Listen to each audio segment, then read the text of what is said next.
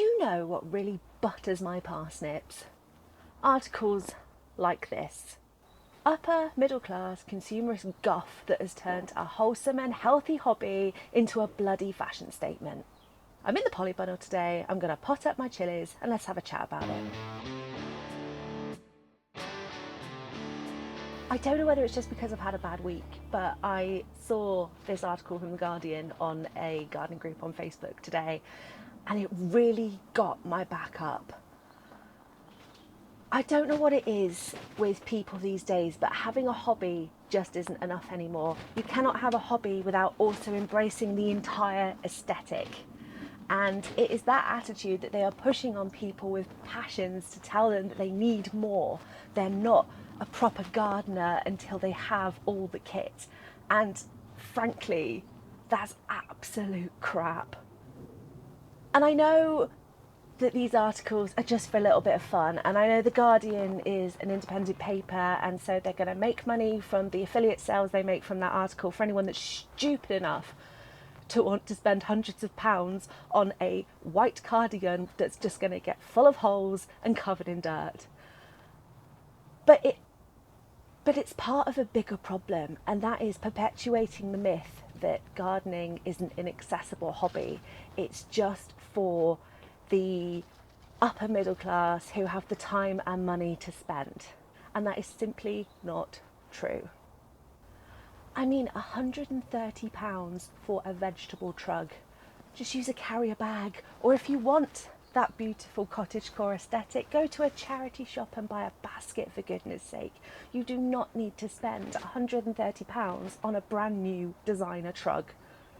I mean, there are even some of these articles saying that you need fancy scoops to be doing this with. I'm literally just using a leftover plastic pot to scoop soil into leftover trays that I actually took from my granddad's greenhouse.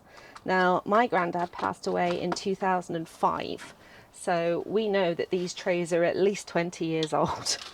Because the fact is, I and so many people I know got into this hobby for their health and well-being, their mental health, or because they have a passion for creating, for growing, for learning new things. They are not doing it to make a fashion statement. They're not doing it for anybody else. They're not doing it for the aesthetic.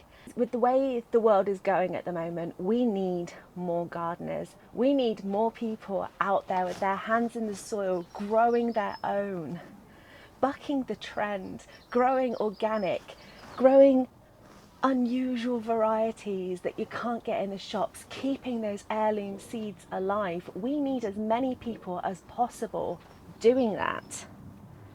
And that is why it's so important to have a more realistic view of gardening. I learnt to garden from the likes of Charles Dowding, Jess at Roots and Refuge, Liz Zorab, Hugh Richards, who all take a really matter-of-fact, practical approach to growing food.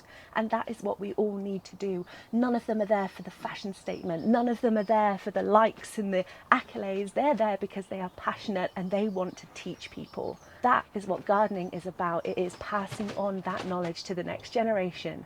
Because if we make it prohibitive, if we make it expensive, if we make it inaccessible to regular people, it's gonna die. And that would be a really, really sad world for the people left in it, wouldn't it?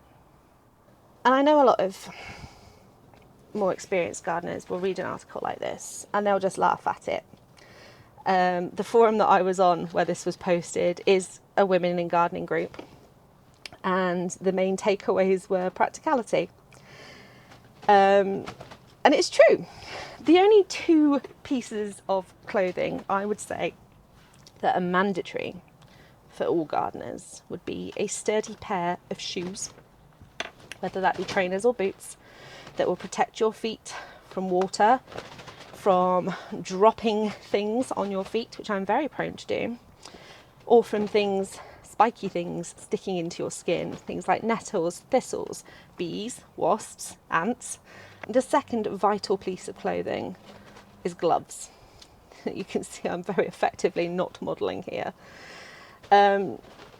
Gloves, I would say, are essential for any serious gardener, especially if you're working in a larger garden or allotment, because it protects you from so many things.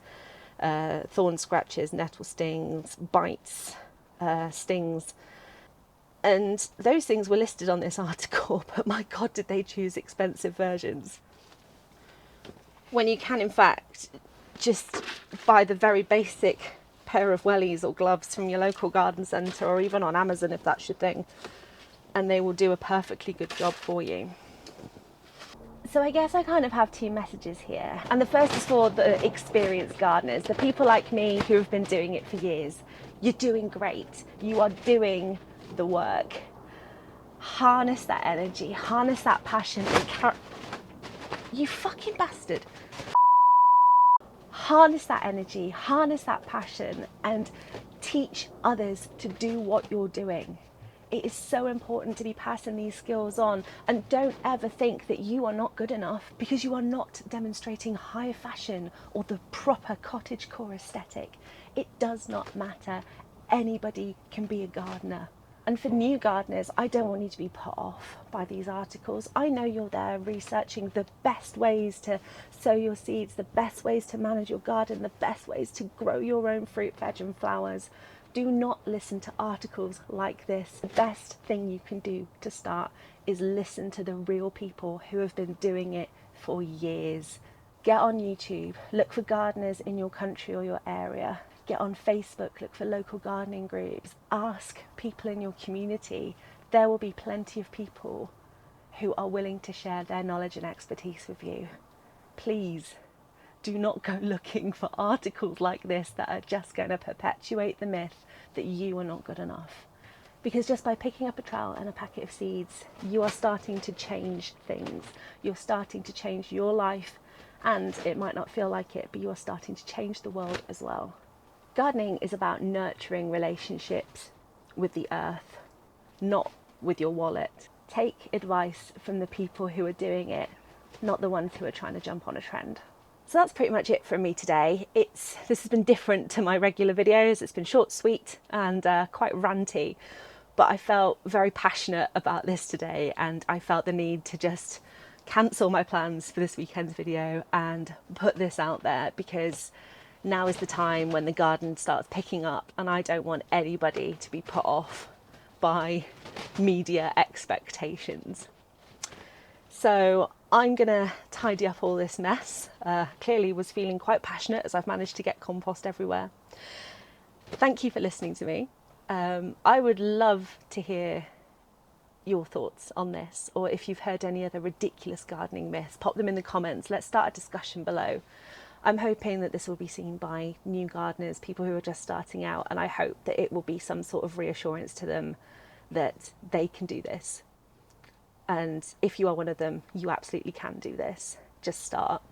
But if you like what I'm saying and what I'm doing, I would love it if you gave me a little thumbs up on this video and consider subscribing to the channel. I promise my next video isn't going to be as ranty.